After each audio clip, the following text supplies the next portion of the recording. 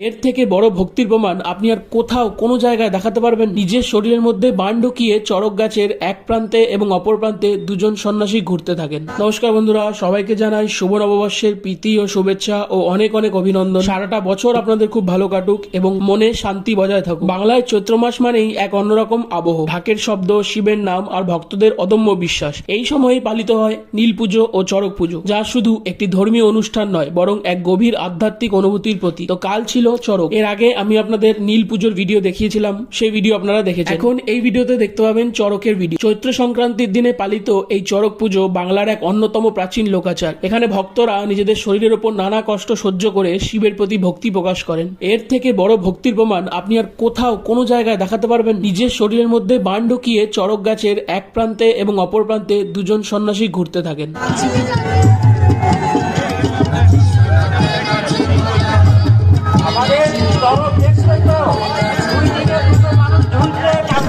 যেসব সন্ন্যাসীরা চড়কে ঘুরছেন তাদের হাতে বাচ্চাদের তুলে দেওয়াকে অনেক শুভ বলে মনে করা হয়। দেখুন, ভিডিওতে দেখতে পাচ্ছেন সবাই তাদের বাচ্চাদের তাদের হাতে তুলে দিচ্ছে।